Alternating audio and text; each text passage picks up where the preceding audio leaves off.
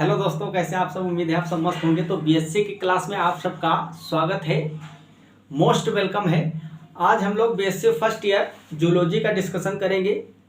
BSc first year semester first में third chapter चल रहा था हमारा। चैप्टर नंबर थर्ड का लेक्चर भी थर्ड है, ठीक। इसमें 2 लेक्चर आपको पहले ही मिल चुके हैं, आप लोग आई होप देखे भी होंगे। जो लोग नहीं देखे हैं तो चैनल के प्लेलिस्ट में जाएंगे, आपको वीडियो लेक्चर मिल जाएगा। चैप्टर थर्ड जो है, इसमें हमको न्यूक्लिक एसिड जो है, न्यूक्लियस के बारे में पढ़ना और क्रोमेटिन, क्रोमोसोम के स्ट्रक्चर, इन सब चीज़ों के बारे में पढ़ना है। तो क्रोमेटिन का स्ट्रक्चर क्या होता है, क्रोमोसोम कैसे होते हैं, structure and function of chromosome पे आपको लेक्चर 1 मिल गया है। और फर्स्ट लेक्चर न्यूक्लियस के स्ट्रक्चर और फंक्शन पे था। आज हम समझेंगे स्ट्रक्चर एंड बेस कंपोजिशन, या फिर बोलो केमिकल कंपोजिशन ऑफ डीएनए। आपका जो डीएनए होता है, इसका स्ट्रक्चर क्या होता है। इसमें जो वाटसन एंड क्रिक का मॉडल था, डबल हेलिक्स द्विकुंडली नमूना, उसके बारे में भी बात करेंगे, जो उन्होंने सन 1953 में दिया था। 1953 में विल्किंस और वाटसन एंड क्रिक 3 साइंटिस्टों ने मिलकर दिया था। इसके अलावा जो केमिकल कंपोजिशन होता है, इसका बेस पेयरिंग किस तरीके से होती है, इन सब चीज़ों के बारे में आज डिटेल में विद स्ट्रक्चर आपको समझाएंगे। तो सबसे पहले हम जो बेसिक चीज़ें हैं इसमें कुछ उसकी बात कर लेते हैं। डीएनए से रिलेटेड डीएनए की खोज जो है, डिस्कवरी है सन 1869 में फ्रेडरिक मिसर ने किया था। और फ्रेडरिक मिसर ने डीएनए को नाम दिया था न्यूक्लिन। क्या बोला था? न्यूक्लिन। न्यूक्लिन नाम दिया था डीएनए को। जो डीएनए है इसको 1869 में फ्रेडरिक मिसर ने खोजा था, केंद्रक में मिलने वाला पदार्थ, जिसको इन्होंने न्यूक्लिन नाम दिया था। क्यों न्यूक्लिन नाम दिया था? क्योंकि जो डीएनए होता है आपका, वो एसिडिक नेचर का होता है। कैसा होता है? एसिडिक नेचर का होता है, अम्लीय प्रकृति का होता है डीएनए। ये भी क्वेश्चन पूछा जाता है। अगली बात, डीएनए जो है ये जेनेटिक मटेरियल है। ये बात आपको सभी को पता है कि डीएनए जो होता है वो आनुवंशिक पदार्थ होता है, जेनेटिक मटेरियल होता है। व्हिच कैरी जीन, जो जेनेटिक मटेरियल है आपका डीएनए, इस पर जीन्स प्रेजेंट होते हैं। और जीन का काम क्या होता है? Transfer of information to progeny, मतलब पीढ़ी दर पीढ़ी सूचनाओं का जो आदान प्रदान होता है वो कैसे जाता है? पीढ़ी दर पीढ़ी सूचनाओं को भेजता है आपका जीन। जीन में ही सभी सूचनाएं होती हैं, इंफॉर्मेशन होती है कि अगली पीढ़ी में, जैसे कि जो अगली संतान है उसकी हाइट कितनी होगी, 5 फीट होगी, 4.5 फीट होगी, 6 फीट होगी, 7 फीट होगी, ठीक। उसके आई कलर कैसा होगा, हेयर कैसे होंगे, स्किन कलर कैसा होगा, ये सारी सूचनाएं जो हैं वो जीन में प्रेजेंट होती हैं। डीएनए का फुल नेम होता है deoxyribose nucleotide. Deoxyribose nucleic acid बोलते हैं, और इसको डीऑक्सीराइबोज न्यूक्लियोटाइड भी बोला जाता है। क्यों? क्योंकि डीएनए डीऑक्सीराइबोज न्यूक्लियोटाइड का पॉलीमर होता है, बहुलक होता है। पॉलीमर मतलब समझते हो? डीऑक्सीराइबोज न्यूक्लियोटाइड बहुत सारे आपस में जुड़ेंगे तो उसको हम बहुलक बोल देते हैं, पॉलीमर, ठीक। तो ये डीएनए जो है डीऑक्सीराइबोज न्यूक्लिक एसिड के कई सारे मॉलिक्यूल जब आपस में जुड़ते चले जाएंगे, एक लॉन्ग चेन बन जाएगी, जिसको हम पॉलीन्यूक्लियोटाइड बोलेंगे, ठीक। डीऑक्सीराइबोज का पॉलीन्यूक्लियोटाइड, जिसको हम डीएनए कहते हैं। लेंथ की बात करें डीएनए की, तो ये अलग अलग स्पीसीज में अलग अलग होती है। पहले बेसिक इन्फॉर्मेशन हम समझेंगे, जहां से क्वेश्चन एक आधा पूछ लिया जाता है। तो इसकी लेंथ जो है डीएनए की स्पीसीज टू स्पीसीज अलग अलग हो सकती है। जैसे कि आप ऐसे समझो, लेकिन एक जैसे कि ई कोलाई की बात करें, जो एस्केरिसिया कोलाई होती है, ह्यूमंस की बात करें, ड्रोसोफिला मक्खी की बात करें, तो सब में अलग अलग लेंथ हो सकती है डीएनए की। जैसे यहाँ पे कुछ एग्जाम्पल, ये स्टैंडर्ड एग्जाम्पल है, ज़्यादातर इन्हीं पे क्वेश्चन पूछता है अगर लेंथ के बारे में पूछेगा। 5×174 ये बैक्टीरियोफाज है। बैक्टीरियोफाज मतलब जीवाणुभोजी, जो बैक्टीरिया पे इन्फेक्शन करता है, बैक्टीरिया का वायरस। इसमें 5386 न्यूक्लियोटाइड्स होते हैं, तो इसकी लेंथ इसके अकॉर्डिंग आप निकाल सकते हो। लेमडा बैक्टीरिया जो है, इसमें 48,502 बेस पेयर प्रेजेंट होते हैं। ई कोलाई बैक्टीरिया, जिसको एस्केरिसिया कोलाई बैक्टीरिया बोलते हैं, इसमें 4.6×10⁻6 बेस पेयर प्रेजेंट होते हैं। हम बात करते हैं ह्यूमन के हैप्लॉइड डीएनए की। हैप्लॉइड कहने का मतलब अगुणित, ऐसा अगुणित, जिसकी गुणिता n होगी, ठीक है। तो ह्यूमन के हैप्लॉइड डीएनए में 3.3×10⁹ बेस पेयर्स प्रेजेंट होते हैं। तो ये बेसिक इन्फॉर्मेशन है जो कि आपको एज इट इज ऐसे ही याद कर लेना है। अब हम सीधे चलते हैं केमिकल कंपोजिशन और स्ट्रक्चर पे, ठीक है। तो हेडिंग लगाओगे स्ट्रक्चर ऑफ डीएनए, हेडिंग लगा लीजिए अगली structure and chemical composition of DNA. और ये सभी चीजें आपको साथ साथ नोट करनी है, वीडियो को रोक रोक के आपको सभी चीजें नोट कर लेना है, क्योंकि सीधा क्वेश्चन यही से पूछा जाता है, जो चीजें मैं नोट कराऊंगा, ठीक। तो हेडिंग लगाइए स्ट्रक्चर एंड केमिकल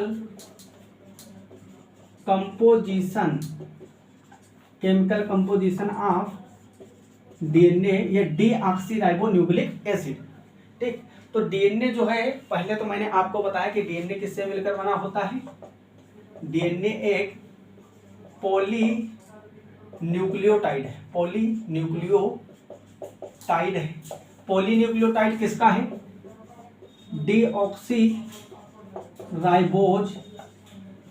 डीऑक्सीराइबोज का पॉलीन्यूक्लियोटाइड है।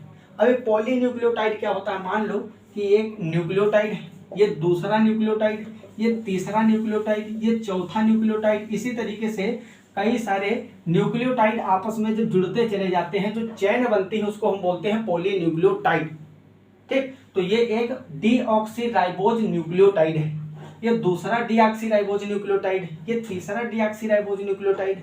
बहुत सारी इसी तरह से क्रम में जुड़ते चले जाते हैं, बन जाती है एक पॉलीन्यूक्लियोटाइड चेन।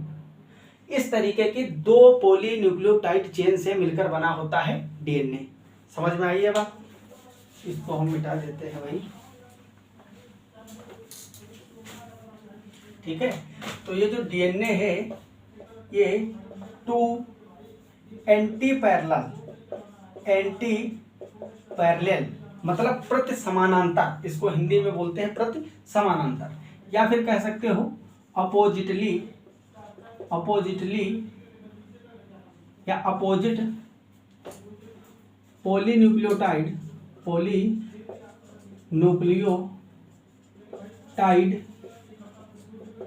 चेन से मिलकर बना होता है। अब ये तो जान गए कि कई सारे न्यूक्लियोटाइड मिलेंगे तो पॉलीन्यूक्लियोटाइड चेन बन जाएगी, और उस तरीके की दो चेन आपस में मिलकर डीएनए बनाएंगी। किस तरीके से? मान लीजिए ये आपकी एक चेन है, ठीक, और ये दूसरी चेन है, ठीक। ये एक है पॉलीन्यूक्लियोटाइड चेन, पॉलीन्यूक्लियोटाइड चेन, ठीक। ये एक पॉलीन्यूक्लियोटाइड चेन है और ये दूसरी है, तो दो पॉलीन्यूक्लियोटाइड चेनें आपस में क्वाइल हो जाती हैं, जिससे आपके डीएनए का फॉर्मेशन होता है। अब मेन बात ये आती है कि न्यूक्लियोटाइड क्या होता है, यहाँ से क्वेश्चन आते हैं आपके, ठीक। न्यूक्लियोटाइड, तो सबसे पहले हम समझेंगे कि न्यूक्लियोटाइड क्या है। न्यूक्लियोटाइड तीन चीजों से मिलकर बना होता है। पहला होता है आपका नाइट्रोजनस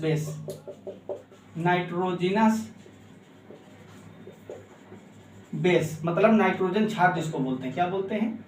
नाइट्रोजन या नाइट्रोजनी क्षार।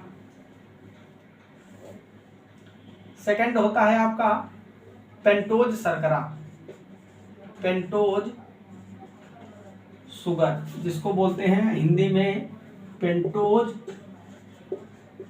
शर्करा। थर्ड होता है आपका फॉस्फेट ग्रुप,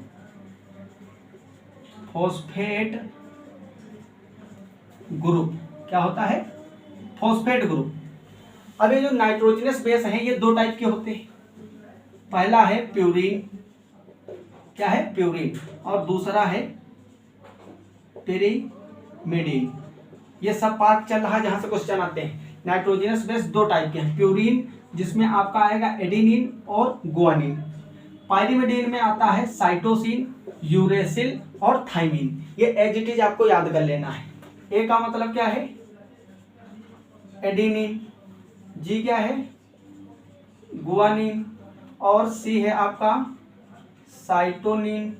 साइटोसिन, और टी है आपका थायामीन, और लास्ट बचा यू को बोलते हैं यूरेसिल। क्या है, यूरेसिल। तो ये 5 टाइप के नाइट्रोजनस बेस होते, 2 टाइप के हैं, प्यूरिन और pyrimidine। प्यूरिन में 2 आते हैं, एडेनिन और ग्वानिन। पायरिमिडीन में आते हैं साइटोसिन, यूरेसिल और थाइमिन। पेंटोज शुगर क्या होता है? पेंटोज शुगर का स्ट्रक्चर कुछ इस तरीके से होता है,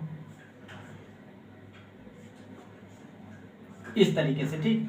यहाँ पे एक ऑक्सीजन होगा, ये यहाँ पे कार्बन होंगे, ठीक, एक रिंग होती है, चेन होती है। यहाँ पे आपका H और यहाँ पे H होगा, यहाँ OH होगा, यहाँ भी OH और H होगा, यहाँ पे CH2OH लगा होता है। अभी डिटेल में आपको स्ट्रक्चर बना के दिखाएंगे। फॉस्फेट ग्रुप आप जानते ही हो, H3PO4, ये आपका फॉस्फेट समूह लगा होगा। तो एक न्यूक्लियोटाइड जो है वो इतनी चीजों से मिलकर बना होता है। अब इस तरीके का इतनी चीजों से मिलकर बनेगा एक न्यूक्लियोटाइड, और एक न्यूक्लियोटाइड जो है आपका उसी तरीके के कई सारे आपस में जुड़ेंगे तो बनेगी एक न्यूक्लियोटाइड, पॉलीन्यूक्लियोटाइड की चेन।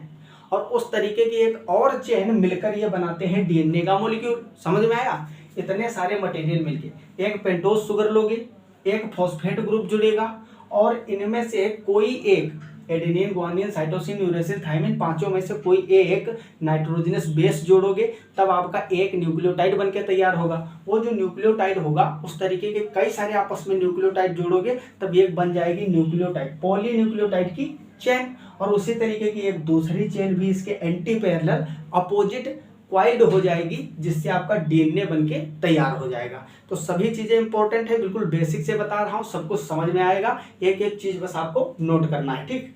तो ये किस तरीके से न्यूक्लियोटाइड का फॉर्मेशन होता है इसकी बात करते हैं, ठीक। तो इसको आप पॉज करिए, पॉज करके नोट कर लीजिए।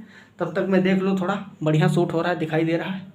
यस, दिख तो रहा है, अच्छा ना, कोई दिक्कत नहीं। तो आई होप आप इसको पॉज करके नोट कर लिए होंगे। तो हम यहाँ से मिटा देते हैं। अगर तुम नोट नहीं करते हो तो इसमें तेरा घाटा भैया, मेरा कुछ नहीं जाता, क्योंकि हम तो आपको पढ़ा रहे हैं पूरा डिटेल में। नोट करो या ना करो ये आपकी मर्जी, करोगे फायदा आपका होगा। तो पॉज करके नोट करना परम आवश्यक है, समझे? हाँ, तो एक हम पेंटोज सरगरा लेंगे। क्या था हमारा? न्यूक्लियोटाइड। न्यूक्लियोटाइड जो होता है, एक वर्ड होता है न्यूक्लियोसाइड। न्यूक्लियोसाइड, इसको समझो पहले। न्यूक्लियोसाइड क्या होता है? न्यूक्लियोसाइड में क्या होता है कि जब नाइट्रोजनस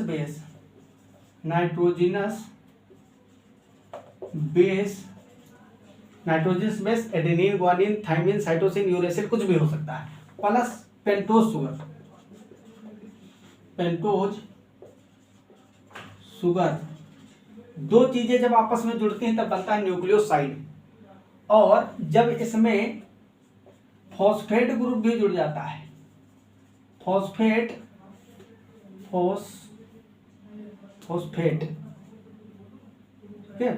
ग्रुप भी जुड़ जाता है, तब इसको बोलते हैं न्यूक्लियोटाइड। क्या बोलते हैं? न्यूक्लियोटाइड। तो न्यूक्लियोटाइड और न्यूक्लियोसाइड में अंतर पता होना चाहिए। न्यूक्लियोसाइड ये है और न्यूक्लियोटाइड ये, तीनों को मिला के बनता है न्यूक्लियोटाइड।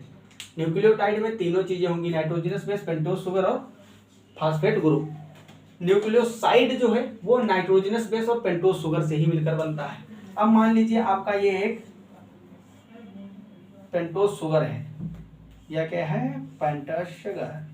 यहाँ पे आपका ऑक्सीजन होगा एक, ये कार्बन नंबर फर्स्ट है, ये कार्बन नंबर 2 और ये 3, ये है आपका कार्बन नंबर 4, और इससे जुड़ा हुआ एक पांचवा कार्बन जो होगा CH2OH यहाँ पे लगा होगा, ठीक। ये है कार्बन नंबर 5। नंबरिंग आपको याद रखना है, क्यों याद रखना है भी बताएंगे, ठीक। इस तरीके से पेंटोज शुगर है आपका। अब जो फर्स्ट कार्बन है यहाँ पे OH, H, यहाँ पे आपका लगा होगा H और H। अब देखो इसको हम बोलते क्या है? इसको हम बोलते हैं डीऑक्सीराइबोज शुगर, इसको बोलते हैं डीऑक्सीराइबोज पेंटोज शुगर। पेंटोज क्यों बोले? क्योंकि इसमें 5 है, रिंग में कितने मॉलिक्यूल्स हैं? 1 2 3 4 5, इसलिए इसको पेंटोज बोले। और ये डीऑक्सीराइबोज क्यों बोलते हो? डीऑक्सीराइबोज आ रहा है, अब आपको राइबोज, देखो ये है एक्चुअल में राइबोज ही, क्या है, राइबोज है, लेकिन जो सेकंड वाला कार्बन है यहाँ पे जो एच लगा है, अगर इसको हम OH कर दें तो ये डीऑक्सी अपने आप हट जाएगा, तो ये बचेगा राइबोज पेंटोज शुगर, क्या है, राइबोज। अगर हम इस ऑक्सीजन को हटाते हैं तब हो जाता है डीऑक्सी, एक ऑक्सीजन का हटना मतलब डीऑक्सी, तो ये हो गया डीऑक्सी राइबोज पेंटोज शुगर। तो राइबोज आरएनए में मिलता है, डीऑक्सी राइबोज डीएनए में मिलता है। अगर यहाँ पे ऑक्सीजन लगा दोगे तो ये राइबोज बन जाएगा, और राइबोज किस में मिलेगा, आरएनए में। तो जो डीएनए है ये आरएनए से ही बना है, आपको पता होना चाहिए ये चीज, आरएनए से ही किसका एवोल्यूशन हुआ, डीएनए का। तो डीएनए में जो डीऑक्सीराइबोज है वो आरएनए के राइबोज से ही बना है, बस यहाँ पे डीऑक्सीजिनेशन हो गया है, यहाँ की ऑक्सीजन जो है ऑक्सीजन सेकंड वाले कार्बन से हटा दी गई है, इसलिए आपका डीएनए जो होता है ज्यादा स्टेबल होता है।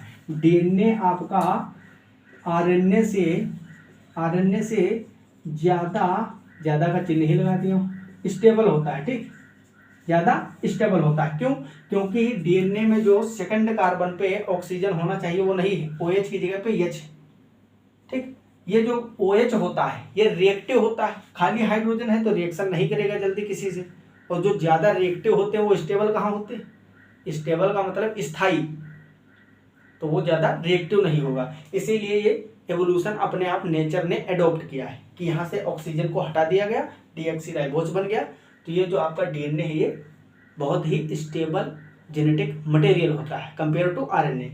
इस तरीके से आप पेंटोज शुगर बनाइए, डीऑक्सीराइबोज शुगर। अब इसमें देखिए, नाम तो जाने ही, मैं मिटा देता हूँ यहाँ से। इसमें आप एक फॉस्फेट ग्रुप जोड़ोगे और एक नाइट्रोजनस बेस जोड़ोगे, तब आपका न्यूक्लियोटाइड बनकर तैयार होगा। तो यहाँ पे मान लीजिए आपने एडेनिन जोड़ दिया, क्या जोड़ दिया, एडेनिन, ठीक। एडेनिन क्या है, एडेनिन एक नाइट्रोजनस बेस है, आपको बताया था नाइट्रोजनस बेस कितने टाइप के होते हैं, एडेनिन, गुआनिन, थाइमिन, साइटोसिन और यूरेसिल, तो कोई भी आप जोड़ सकते हो। और यहाँ पे जो थर्ड नंबर वाला कार्बन है 3 डेज, यहाँ पे आप जोड़ोगे एक फॉस्फेट, ठीक, तो ये बन गया आपका न्यूक्लियोटाइड। क्या बन गया, न्यूक्लियोटाइड। समझ में आया। अगर एक पेंटोज शुगर होगी, उससे जुड़ा एक फॉस्फेट ग्रुप होगा, और यहाँ पे ये है CH2OH, यहाँ पे एक कोई भी नाइट्रोजनस बेस जोड़ दोगे तो ये आपका न्यूक्लियोटाइड बन जाता है, ठीक। जैसे कि ये बना हुआ है।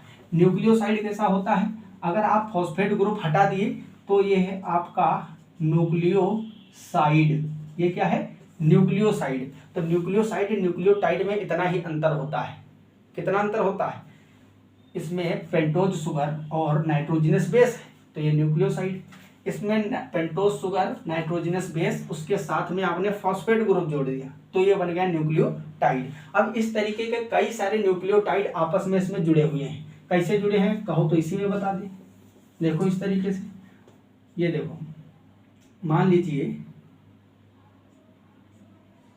ये आपकी पेंटोज शुगर है, दिख जाएगा इतना बड़ा, थोड़ा और बड़ा कर देते हैं, ये है आपकी पेंटोज शुगर। अब इसका ये फर्स्ट नंबर कार्बन है, ये सेकंड है, ये थर्ड है, ये फिफ्थ है, ये 4 है, ये क्या है 4,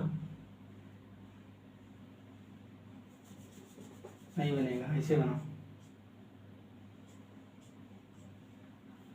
फर्स्ट कार्बन, सेकंड, थर्ड, ये है 4th, और इससे जुड़ा होगा एक कार्बन और CH2OH। ये सब हटा देता हूँ, फिर आपको बताता हूँ कैसे ये डीएनए आपका हेलिकल फॉर्म में बन जाता है। ये एक पेंटोज शर्करा है। अब इससे 3 डेज पे एक फॉस्फेट जुड़ेगा। अब एक और इधर जुड़ा है और दूसरी ओर ये जो दूसरी रिंग होगी आपकी इस तरीके से, ये तो यहाँ पे फर्स्ट, सेकंड, थर्ड और ये 4th, इससे होगा CH2OH, ये यहाँ से बॉन्ड बनाएगी, ठीक, 5वें कार्बन से। तो मैं इस तरीके से दिखाता हूँ, ठीक, सीधा ये 5वां कार्बन है और इससे आपका फॉस्फेट जुड़ेगा, ठीक। तो कार्बन नंबर में मैंने जो नंबरिंग किया है 1 2 3 4 5, आप अच्छे से समझो, ये जो बीच में है आपका इसको बोलते हैं फास्फोडाइएस्टर बॉन्ड। क्यों? क्योंकि फास्फेट ग्रुप दो और एस्टर बॉन्ड बना रहा है। ये क्या है? Ester bond. ये भी क्या है? Ester bond. तो दो बॉन्ड बन रहे हैं दोनों ओर, एक का 3 डेज, दूसरे का 5 डेज। तो ये जो बना इसको बोलते हैं फास्फोडाइएस्टर बॉन्ड। क्या बोलते हैं? Diester bond. ये बहुत इंपॉर्टेंट है। अब इसी तरीके से इसके 3 डेज से एक फॉस्फेट जुड़ेगा, फिर इससे क्या जुड़ेगा? एक पेंटोज शुगर जुड़ेगी, फिर से ये पांचवें नंबर वाले कार्बन से, और फिर इससे 3 देखो 1 2 3 4 और ये 5वां कार्बन, फिर 3 से क्या जुड़ेगा? फिर फॉस्फेट जुड़ेगा। तो ये जो बैकबोन होते हैं इसके, जो डीएनए का आधार होता है, ये बना होता है आपका किससे बना होता है? नाइट्रोजनस जो pentose sugar phosphate, pentose sugar phosphate, pentose sugar phosphate. और इसके जो एडेनिन है नाइट्रोजनस बेस, देखो 3 चीजें हैं ना न्यूक्लियोटाइड में, पहला है फास्फेट ग्रुप और पेंटोज शर्करा नाइट्रोजनस बेस। तो पेंटोज शुगर और फॉस्फेट ग्रुप ये इस तरीके से अल्टरनेट प्रेजेंट होते हैं। अब आती है आपकी बात किसकी? नाइट्रोजनस बेस की। तो वो 1 नंबर पे जुड़ते हैं। ये है आपका नाइट्रोजनस बेस। यहाँ पे फर्स्ट पे क्या जुड़ेगा? Nitrogenous base. तो इस तरीके से जुड़ते हैं। अब दूसरा जो हेलिक्स है तो हम सीधा बना देते हैं। ये फॉस्फोडाइएस्टर बॉन्ड जो है इधर दिखा देता हूँ, फॉस्फोडाइएस्टर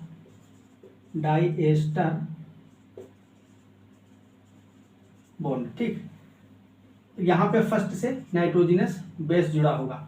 तो ये एक चेन बन गई आपकी न्यूक्लियोटाइड की। न्यूक्लियोटाइड कितना है? ये पूरा एक न्यूक्लियोटाइड है। यहाँ से देखो, ये जो है ना, ये एक पूरा न्यूक्लियोटाइड है जिसमें एक पेंटोज शुगर होगी, एक नाइट्रोजनस बेस होगा और एक फॉस्फेट ग्रुप होगा। तब ये बनके तैयार होगा न्यूक्लियोटाइड। एक ये न्यूक्लियोटाइड, दूसरा ये न्यूक्लियोटाइड, तीसरा ये। इसी तरीके से चेन में कई सारे होंगे तो बन जाएगा पॉलीन्यूक्लियोटाइड। और डीएनए आपका क्या है? पॉलीन्यूक्लियोटाइड। तो पॉलीन्यूक्लियोटाइड की एक चेन ये है, एक एंटी पैरेलल आगे होती है, दोनों आपस में कॉइल करती है, बन जाता है आपका डीएनए मॉलिक्यूल। तो यहाँ पे जो दूसरी चेन होगी वो किस तरीके से होगी? सेम इसी तरीके से वो भी बनेगी। यहाँ पे फर्स्ट पे जुड़ा होगा नाइट्रोजनस बेस। ये है आपका 5th नंबर कार्बन। इससे आगे फॉस्फेट जुड़ा होगा। यहाँ 1 2 3, थर्ड पे क्या होगा? फॉस्फेट। सेम उसी तरीके से दूसरा आप बनाइए पेंटोज शुगर, 1 2 3 और ये है 4, इससे जुड़ा होगा 5 वाले से अटैच होगा फॉस्फेट। और फर्स्ट पे क्या होगा? Nitrogenous base. फिर से आगे क्या बनेगा? थर्ड से फॉस्फेट और अगले वाले के 5th से फॉस्फेट जुड़ा होगा, अगले वाले के 5th से जुड़ा होगा। 1 2 3 पे क्या होगा? फॉस्फेट, ये नीचे जाएगा। ठीक है, 1 पे नाइट्रोजनस बेस। तो इस तरीके से 2 चेन आपकी बन गई न्यूक्लियोटाइड की। मैं एक्चुअल में स्ट्रक्चर आपको दिखा रहा हूँ क्योंकि सिलेबस में आपके पढ़ना है structure and chemical composition of base pairing of DNA. तो ये जो बेस पेयरिंग है, केमिकल कंपोजिशन है, यहाँ से क्वेश्चन आएंगे तो इसको समझिए आप। अब ये जो आपके नाइट्रोजनस बेस हैं इसमें हाइड्रोजन बॉन्डिंग होती है। क्या होती है? Hydrogen bonding. इस तरीके से जिससे आपके दोनों, ये है ना, ये है आपका डीएनए। ठीक, तो मान लीजिए इसमें एडेनिन है तो एडेनिन जुड़ा होगा किससे? ग्वानिन से। थाइमिन से, किससे? थाइमिन से। फिर थाइमिन एडेनिन से, साइटोसिन ग्वानिन से। तो ये इनके बीच में हाइड्रोजन बॉन्ड प्रेजेंट होता है। यही हम चेन आपको एक्चुअल में क्या स्ट्रक्चर होता है वो बता रहे हैं। तो ये बन गया यहाँ पे हाइड्रोजन बॉन्ड। क्या बन गया? Hydrogen bonding. ठीक, यहाँ पे आपको हाइड्रोजन बॉन्डिंग देखने को मिलेगी। अब ये जो हाइड्रोजन बॉन्डिंग है ये अलग अलग टाइप में है। चारगाफ का नियम पढ़ाएंगे अभी इसी में आपको। आ जाइए इधर, चारगाफ का रूल। ठीक, ये साथ साथ नोट करते रहिएगा भैया, बहुत इंपॉर्टेंट है, आपको फायदा देगा आगे चले। ठीक, अगली हेडिंग लगाओगे इसी में, चारगाफ रूल्स। चारगाफ रूल। चारगाफ का नियम ये है कि उन्होंने ये बताया जो एडेनिन होता है वो थाइमिन से 2 हाइड्रोजन बॉन्ड बनाता है, साइटोसिन गुआनिन से 3 हाइड्रोजन बॉन्ड बनाता है। ये क्या है आपके? Hydrogen bond. ये क्या है? Hydrogen bond. तो एडेनिन हमेशा थाइमिन से 2 हाइड्रोजन बॉन्ड बनाएगा, साइटोसिन हमेशा गुआनिन से 3 हाइड्रोजन बॉन्ड बनाएगा। आपको फिर से मैं बता दूं, ये जो जिनके बीच में बॉन्ड बनना है नाइट्रोजनस बेस है। नाइट्रोजनस बेस दो टाइप के होते हैं, प्यूरिन और पिरिमिडीन। प्यूरिन एडेनिन गुआनिन और पायरिमिडीन यूरेसिल थाइमिन साइटोसिन। तो 5 टाइप के हैं, इसमें से कोई भी हो सकते हैं। अगर यहाँ एडेनिन होगा तो सामने थाइमिन जरूर होगा, समझ में आ रही बात। और 2 बॉन्ड बनेंगे क्योंकि एडेनिन थाइमिन से जुड़ता है हमेशा और 2 हाइड्रोजन बॉन्ड बनाता है अकॉर्डिंग टू चारगाफ रूल। यहाँ पे अगर साइटोसिन हुआ तो गुआनिन यहाँ पे होगा क्योंकि उसके सामने साइटोसिन के सामने गुआनिन ही होगा। और बॉन्ड कितने बनेंगे? 3। तो यहाँ पे मैंने नाइट्रोजनस बेस स्पेसिफिक कोई नहीं लिया, सीधा लिख दिया नाइट्रोजनस बेस। जिस तरीके का आप लोगे उसी तरीके की वहाँ पे बेस पेयरिंग पाई जाएगी। तो चारगाफ के अकॉर्डिंग ये बताया इन्होंने। चारगाफ ने एक इंपॉर्टेंट बात बोली कि हमेशा ऑलवेज डीएनए में प्यूरिन एंड पिरिमिडीन का अमाउंट बराबर होता है। कैसे भाई? जितने प्यूरिन होंगे उतने ही तो पिरिमिडीन प्रेजेंट होंगे, तो अमाउंट तो बराबर होगा ही। क्योंकि एडेनिन क्या है, फिर से लिख दे रहा हूं, प्यूरिन में आते हैं एडेनिन और गुआनिन। पिरिमिडीन में क्या आता है? पिरिमिडीन में आपका आता है साइटोसिन, यूरेसिल और थाइमिन। साइटोसिन, यूरेसिल और थाइमिन, ठीक। तो प्यूरिन और पिरिमिडीन। एडेनिन हमेशा किससे जुड़ेगा? थाइमिन से। तो मतलब अगर मान लो जितने इसमें एडेनिन होंगे उतने ही थाइमिन भी तो सामने होंगे। तो जितने प्यूरिन होंगे उतने पिरिमिडीन होंगे। प्यूरिन क्या है? एडेनिन। पिरिमिडीन क्या है? थाइमिन। जितने एडेनिन होंगे उतने ही थाइमिन होंगे डीएनए में। गुआनिन क्या है? प्यूरिन। और साइटोसिन क्या है? पिरिमिडीन।